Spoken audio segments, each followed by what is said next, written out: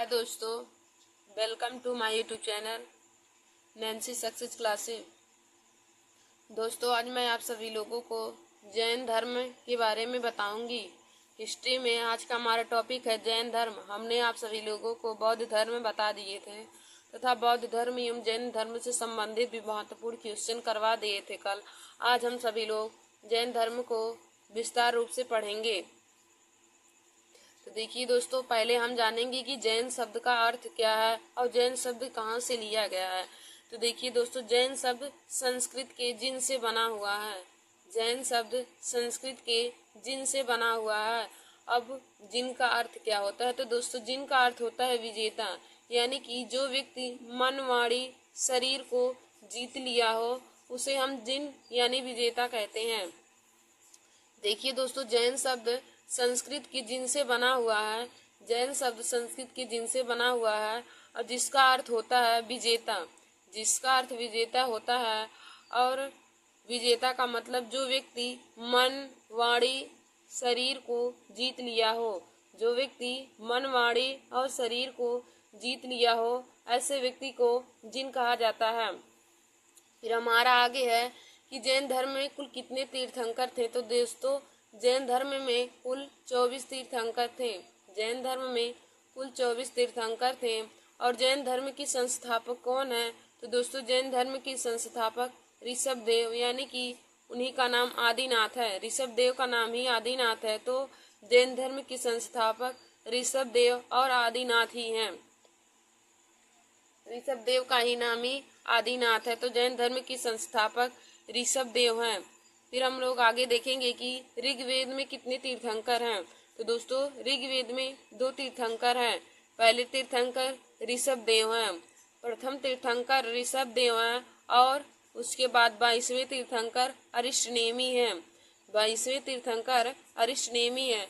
देखिए दोस्तों, जैन धर्म में 2 तीर्थंकर हैं। एक पहले तीर्थंकर ऋषभदेव हैं, फिर 22वें तीर्थंकर अरिष्टनेमी हैं। अब देख दोस्तों, अरिष्टनेमी की तुलना बलराम से की गई है। हम लोग आगे देखेंगे कि अरिष्टनेमी की तुलना बलराम से की गई है। यदि कभी भी क्वेश्चन पूछे कि अरिष्टनेमी की तुलना किससे की गई है, तो दोस्तों अरिष्टनेमी की तुलना श्री कृष्ण के भाई बलराम से की गई है। अब आगे हम लोग देखेंगे कि जैन धर्म के 23वें तीर्थंकर कौन थे। दोस्तों, यदि आपसे पूछे कि जैन धर्म के 22वें तीर्थंकर कौन थे, तो जैन धर्म के 22वें तीर्थंकर अरिष्टनेमी थे, जिनका प्रतीक चिन्ह सांड है। और फिर 23वें तीर्थंकर, तो जैन धर्म के 23वें तीर्थंकर पार्श्वनाथ हैं। जैन धर्म के 23वें तीर्थंकर पार्श्वनाथ हैं।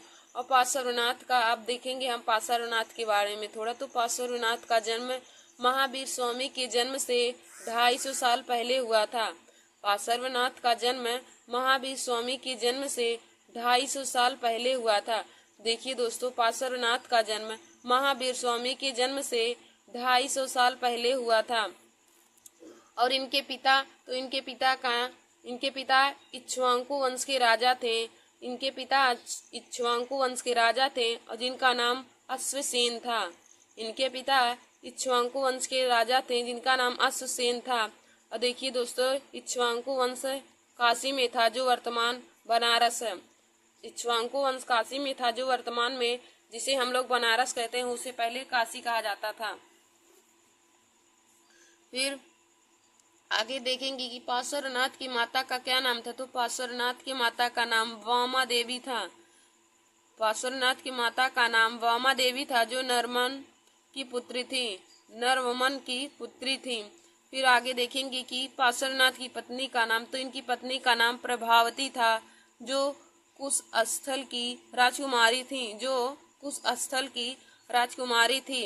देखिए दोस्तों, पार्श्वनाथ का जन्म महावीर स्वामी के जन्म से 250 साल पहले हुआ था। पार्श्वनाथ का जन्म महावीर स्वामी के जन्म से 250 साल पहले हुआ था। और इनके पिता इक्ष्वाकु वंश के राजा अश्वसेन थे। इनके पिता इक्ष्वाकु वंश के राजा अश्वसेन थे और इनकी माता का नाम वामा देवी था, जो नरमन की पुत्री थी। फिर इनकी पत्नी का नाम प्रभावती था, जो कुश स्थल की राजकुमारी थी। इनकी पत्नी प्रभावती कुश स्थल की राजकुमारी थी। फिर आगे हम देखेंगे कि पार्श्वनाथ के अनुयायी यानी कि फॉलोअर, पार्श्वनाथ के अनुयायी को निग्रंथ नाम दिया। पार्श्वनाथ ने अपने अनुयायियों को निग्रंथ नाम दिया। फिर देखिए दोस्तों, इनमें 4 सत्य हैं। पार्श्वनाथ के 4 आर्य सत्य हैं। तो 4 आर्य सत्य क्या हैं? सत्य, पार्श्वनाथ ने 4 आर्य सत्य दिए थे। नंबर 1 सत्य, नंबर 2 अहिंसा, नंबर 3 अपरिग्रह, नंबर 4 आस्तेय। देखिए दोस्तों, पार्श्वनाथ ने 4 आर्य सत्य दिए थे, सत्य, अहिंसा, अपरिग्रह और आस्तेय। देखिए दोस्तों, सत्य का मतलब होता है कि कभी झूठ ना बोलना, अहिंसा का मतलब हिंसा ना करने वाला, अपरिग्रह मतलब कि धन का इकट्ठा ना करना, अपरिग्रह मतलब धन इकट्ठा ना करना, आस्तेय माने धन की चोरी ना करना। फिर देखिए दोस्तों, हम लोग नोट करके यहाँ पे लिखेंगे, पार्श्वनाथ ने ही महिलाओं को धर्म में प्रवेश दिया। यदि क्वेश्चन में पूछे कि महिलाओं को धर्म में सर्वप्रथम प्रवेश किसने दिया था, तो दोस्तों पार्श्वनाथ ही ऐसे पुरुष थे जिन्होंने महिलाओं को सबसे पहले धर्म में प्रवेश दिया था। और फिर हमारा अगला क्वेश्चन है कि जैन धर्म में स्त्री संघ की अध्यक्षता कौन थी? जैन धर्म में स्त्री संघ की अध्यक्षता कौन थी? तो दोस्तों, जैन धर्म में स्त्री संघ की अध्यक्षता पुष्पचूला थी। जैन धर्म में स्त्री संघ की अध्यक्षता पुष्पचूला थी। फिर हमारा अगला क्वेश्चन है कि पार्श्वनाथ को निर्वाण या मृत्यु कहाँ हुई थी? पार्श्वनाथ की मृत्यु कहाँ हुई थी? तो पार्श्वनाथ की मृत्यु सम्मेद पर्वत पर गिरिडीह जिला झारखंड में हुआ था। इनकी मृत्यु सम्मेद पर्वत गिरिडीह जिला झारखंड में हुआ था। देखिए दोस्तों, हमने पार्श्वनाथ के बारे में जाना। पार्श्वनाथ जैन धर्म के 23वें तीर्थंकर थे। इनका जन्म महावीर स्वामी के जन्म से 250 साल पहले हुआ था। इनके पिता इक्ष्वाकु वंश के राजा अश्वसेन थे और इनकी माता वामा देवी थी जो नरमम की पुत्री थी, और इनकी पत्नी का नाम प्रभावती था जो कुश स्थल की राजकुमारी थी। और देखिए दोस्तों, पार्श्वनाथ ने अपने अनुयायियों यानी कि फॉलोअर्स को निग्रंथ नाम दिया था। और पार्श्वनाथ के 4 आर्य सत्य थे, सत्य, अहिंसा, अपरिग्रह और आस्तेय। दोस्तों, सत्य का मतलब होता है कि कभी भी झूठ ना बोलना यानी कि हमेशा सत्य बोलना। अहिंसा का मतलब हिंसा ना करना। अपरिग्रह का अर्थ हो जाएगा धन इकट्ठा ना करना। आस्तेय का अर्थ हो जाएगा चोरी ना करना। और दोस्तों, यदि आपसे क्वेश्चन में पूछा जाए कि महिलाओं को सर्वप्रथम धर्म में किसने प्रवेश दिया, तो दोस्तों महिलाओं को सर्वप्रथम पार्श्वनाथ ने ही धर्म में प्रवेश दिया था। और जैन धर्म में स्त्री संघ की अध्यक्षता कौन थी? जैन धर्म में स्त्री संघ की अध्यक्षता तो पुष्पचूला थी। और पार्श्वनाथ की मृत्यु सम्मेद पर्वत पर हुई थी। तो हमने जैन धर्म के 23वें तीर्थंकर और 22वें तीर्थंकर के बारे में पढ़ लिया। अब हम लोग जैन धर्म के अंतिम और 24वें तीर्थंकर के बारे में पढ़ेंगे यानी कि महावीर स्वामी के बारे में। तो दोस्तों, हम लोग यहाँ पे अब महावीर स्वामी के बारे में पढ़ेंगे। तो देखिए दोस्तों, महावीर स्वामी जैन 24वें तीर्थंकर थे। अब महावीर स्वामी के बारे में हम जानेंगे। तो दोस्तों, महावीर स्वामी को जैन धर्म के वास्तविक संस्थापक थे। महावीर स्वामी जैन धर्म के वास्तविक संस्थापक थे। देखिए दोस्तों, यदि आपसे पूछे कि जैन धर्म के संस्थापक कौन थे, तो आप सब लोग ऋषभ देव लगाएंगे। लेकिन यदि पूछे कि जैन धर्म के वास्तविक संस्थापक कौन थे, तो महावीर स्वामी आप लोग सही आंसर बताएंगे कि जैन धर्म के वास्तविक संस्थापक महावीर स्वामी थे। अब महावीर स्वामी का जन्म कब और कहाँ हुआ था उसके बारे में जानेंगे। तो महावीर स्वामी का जन्म 540 ईसा पूर्व कुंडा ग्राम वैशाली बिहार में हुआ था। महावीर स्वामी का जन्म 540 ईसा पूर्व कुंडा ग्राम वैशाली बिहार में हुआ था। अब हम लोग इनके पिता और माता का नाम देखेंगे। तो दोस्तों, इनके पिता का नाम सिद्धार्थ था। महावीर स्वामी के पिता का नाम सिद्धार्थ था जो वज्जी संघ के ज्ञात्रिक कुल के प्रधान थे। महावीर देखिए दोस्तों, यदि पूछे कि महावीर स्वामी का जन्म किस कुल में हुआ था, तो महावीर स्वामी का जन्म ज्ञात्रिक कुल में हुआ था। इनके पिता का नाम सिद्धार्थ था। देखिए दोस्तों, महावीर स्वामी के पिता का नाम सिद्धार्थ है, जबकि महात्मा बुद्ध के बचपन का नाम सिद्धार्थ है और महावीर स्वामी के बचपन का नाम वर्धमान है। और महावीर स्वामी की माता का नाम त्रिशला है। महावीर स्वामी की माता का नाम त्रिशला है, जो लिच्छवी शासक चेटक की बहन थी। जो लिच्छवी शासक चेटक की बहन थी। दोस्तों, महावीर स्वामी की माता त्रिशला लिच्छवी शासक चेटक की बहन थी। फिर इनकी पत्नी का नाम यशोदा था। महावीर स्वामी की पत्नी का नाम यशोदा था, जो कुंडी गोत्र की कन्या थी। जो कुंडी गोत्र की कन्या थी। फिर इनकी पुत्री का नाम प्रियदर्शना था। इनकी पुत्री का नाम प्रियदर्शना, यानी कि महावीर स्वामी उन्हें प्रेम से अड़ोज्या के नाम से पुकारते थे। महावीर स्वामी की पुत्री का नाम प्रियदर्शना था और महावीर स्वामी उन्हें अड़ोज्या कहकर बुलाते थे। और इनकी महावीर स्वामी की दामाद का नाम जमाली था। महावीर स्वामी के दामाद का नाम जमाली था और उनका प्रिय शिष्य मोखली पुत्र गोसाल था। इनका प्रिय शिष्य, महावीर स्वामी का प्रिय शिष्य मोखली पुत्र गोसाल था, जो आजीवक संप्रदाय का संस्थापक था।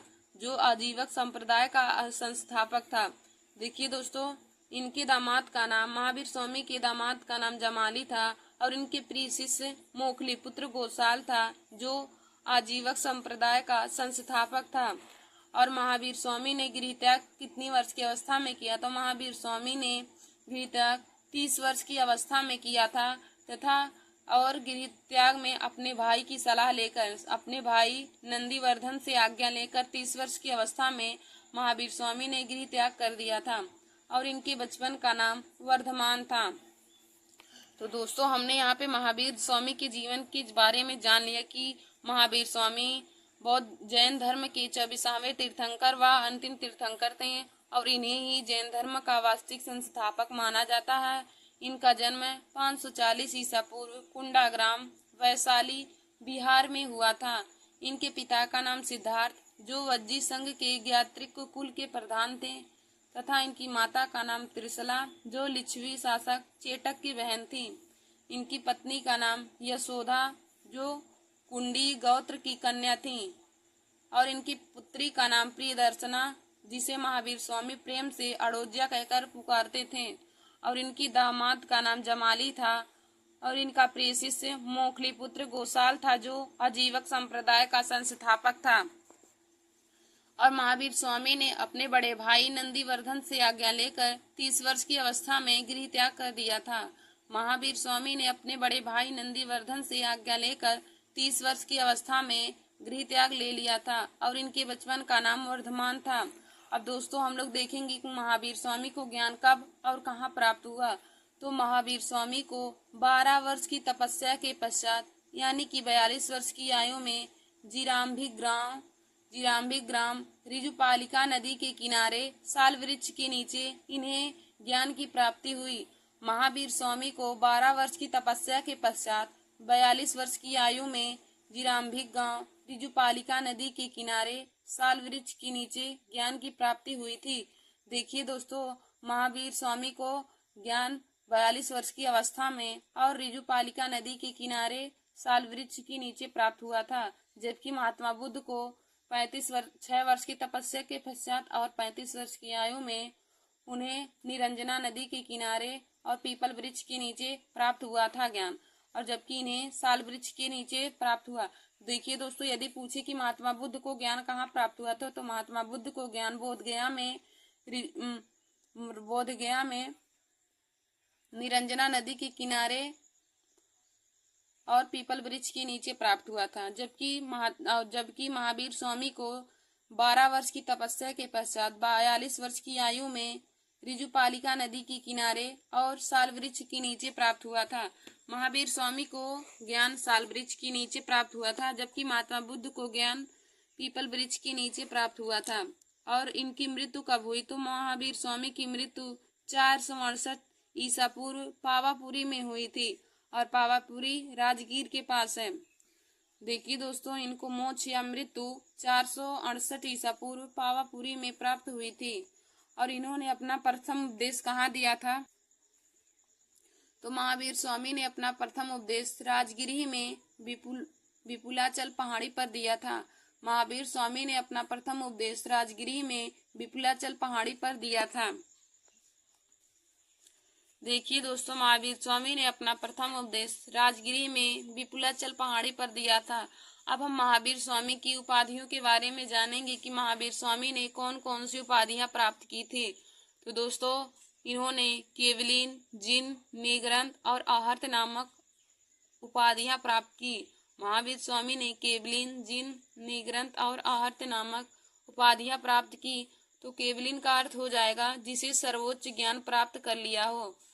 केवलिन का अर्थ होगा जिसने सर्वोच्च ज्ञान प्राप्त कर लिया हो, उसे केवलिन कहा जाता है। और जिन का अर्थ होता है विजेता, यानी कि जो व्यक्ति मन, वाणी और शरीर को अपने बस में कर लिया, मन, वाणी, शरीर को जीत लिया हो, उसे हम विजेता कहते हैं।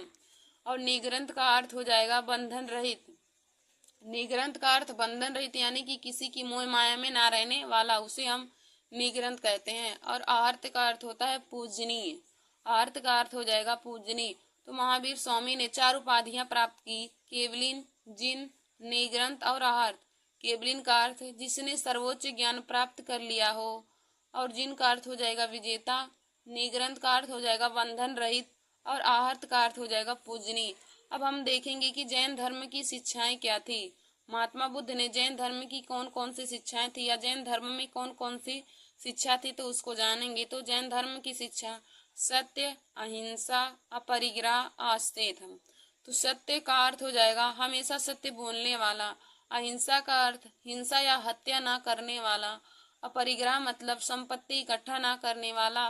और आस्ते का मतलब चोरी ना करना। आस्ते का अर्थ चोरी ना करना, अपरिग्रह संपत्ति इकट्ठा ना करना। हिंसा का मतलब हिंसा ना करना या हत्या ना करना। तो दोस्तों, इन सभी शिक्षा को पार्श्वनाथ के द्वारा जोड़ा गया था। अब हम देखेंगे कि महावीर स्वामी के द्वारा क्या जोड़ा गया था। तो दोस्तों, ब्रह्मचर्य को महावीर स्वामी के द्वारा जोड़ा गया था। तो ब्रह्मचर्य का अर्थ होता है इंद्रियों को वश में करना। ब्रह्मचर्य का अर्थ होता है कि इंद्रियों को वश में करना। तो ये ब्रह्मचर्य वाली भावना महावीर स्वामी के द्वारा जोड़ा गया था। ब्रह्मचर्य की शिक्षा जैन धर्म में महावीर स्वामी ने जोड़ा था। अब हम लोग आगे देखेंगे कि जैन धर्म में त्रिरत्न कौन कौन से थे। जैन धर्म में त्रिरत्न कौन कौन से थे। तो जैन धर्म में त्रिरत्न सम्यक दर्शन, सम्यक ज्ञान और सम्यक आचरण थे। जैन धर्म में त्रिरत्न सम्यक दर्शन, सम्यक ज्ञान और सम्यक आचरण थे। तो देखिए दोस्तों, सम्यक दर्शन का अर्थ होता है वास्तविक ज्ञान, और सम्यक ज्ञान का अर्थ है सत्य में विश्वास। सम्यक आचरण का अर्थ है सांसारिक दुख, सुख दुख से रहित रहना। सम्यक आचरण का अर्थ हो जाएगा सांसारिक दुख सुख से रहित रहना। अब हम लोग आगे जैन संगतियों के बारे में देखेंगे।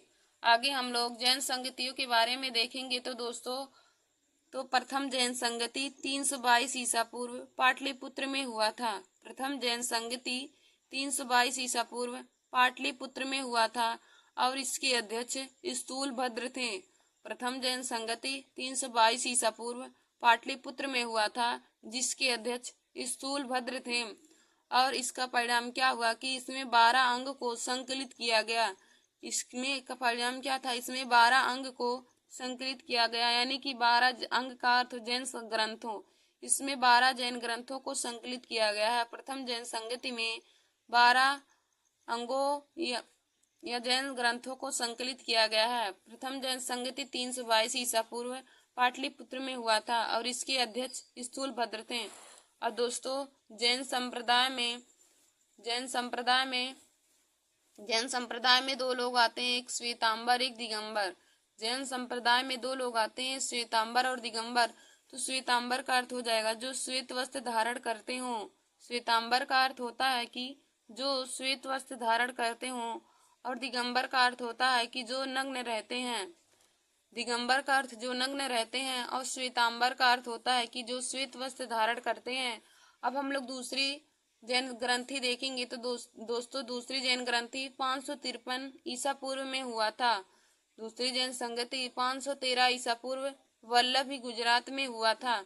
प्रथम जैन संगति 322 ईसा पूर्व पाटलिपुत्र में, जबकि दूसरी जैन संगति 513 ईसा पूर्व वल्लभी गुजरात में हुआ था। और दूसरी जैन संगति के अध्यक्ष देवर्धि क्षमाश्रमण थे। और इसका रिजल्ट क्या हुआ, इसमें 11 जैन ग्रंथों को संकलित किया गया। प्रथम जैन संगति में 12 जैन ग्रंथों को संकलित किया गया, जबकि द्वितीय जैन संगति में 11 जैन ग्रंथों को संकलित किया गया था।